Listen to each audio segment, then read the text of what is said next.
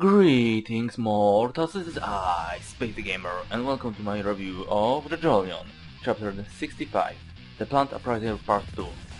And we're continuing from where we last left off with the Plant APPRAISER driving the bus with Josuke and Yasuko on it. And he tells us that somebody is already after them, some kind of a new enemy, but he has no idea who it is. And he blames it all on Josuke because he came to contact him and he revealed somehow the information. Well, somehow. Kato heard it, then she told JoJolion, and that's how it goes. So yeah, another new enemy. Isn't that fun? We just still dealt with Dolomiti. And then the Plant APPRAISER tells Josuke to protect him and to put his life first, then Josuke's life second, and then Yasuko's third. Because the Plant APPRAISER is a real jackass and is so apparently really important. They stop at the parking ground, which is empty as hell, and they notice that the enemy is indeed here. They have some ability that lets them control trees. The trees are boring through the ground, but they're stopped because of the asphalt, so they're going a little slower, so that's good. And the guy keeps telling us how much chances of survival they have at the moment. Like now they have 20% chance of survival, so that's fun. I don't really like this guy. I don't like guys with probability this, probably that. They're kinda annoying. And we don't really know what his basis on this probably is, but it's not his stunt, I can tell you that, because he later reveals his stunt, but we'll get to that when we'll get to that. They also just talk about a lot of things, the rock humans, the enemies and whatnot, but nothing really important or shocking. But then Josuke wants him to fight the branch of the Rokaka tree that is on the Higashikata grounds, and he shows him around 100 pictures of trees in the Higashikata estate orchard. Unfortunately, the guy knows which it is, but he can't tell us yet because the enemy is still after them and they can't afford them to hear that. Because if they do find out which branch it is, then they'll just can find it, take DNA and regrow it. So yeah, they can make the new Rokaka type tree once more. Hell, we don't even know what they need it for. To fuse people like with Josuke? I don't know. That's apparently the enemy needs them, and we have no idea who the enemy is. Even though Tamo Daimaki has no more allies, there's still some enemy that's lurking in the shadows and that has slipped into society unnoticed. We don't even know if it's a rock human or not, so that's fun. But yeah, then they go to the chairlift, and they all sit on one chair and they're going up a mountain.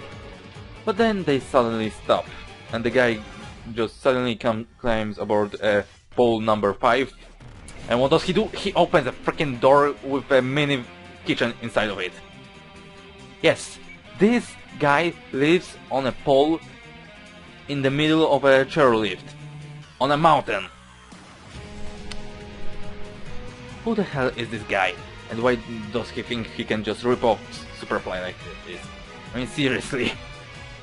And then he begins cooking and we get a few pages of cooking. This is literally turned into a cooking show for like 10 pages. The guys like him are the reason why this series is bizarre. It's a bizarre adventure. And Araki never ceases to amaze me. Like, seriously. What the hell, man? A cooking show. A cooking show on a freaking pole. He just cooks for Josuke and Yasuko and gives them food. Like some sweet delicacies. I don't really know. I don't know much about cooking, so yeah. That's just odd. Weird. Bizarre. Because that's the Araki way. Who the hell can tell him to stop that? Oh well. Oh, also I forgot to mention that the plant's APPRAISER name is Rai Mamezuku, and he's 32 years old. And that tells us absolutely nothing. He just keeps on cooking for a while. Like I said, like 10 pages, or maybe not 10 pages, but 5 to 6. And it's really, really weird. He just lives on a freaking pole in the middle of a chairlift. And that's not because he stunned and binds him to that thing. He just lives there because he wants to. And in winter, when there are people on these mountains, he just goes to a villa. Couldn't have you take them to a villa? Like, why a chairlift? Man, why a chairlift, Araki? And we end this chapter with the plant APPRAISER showing off his stand. He just turns his skin into a tape, I think that's what it is, and picks up a strawberry from the ground. Yeah, and he's growing plants on this mountain below him, and he can pick them up like that. And that's why he's the plant APPRAISER. Now I'm getting Stone Free vibes. Like seriously, Araki is making references to his own work. Well, not the first time, but man, this is weird.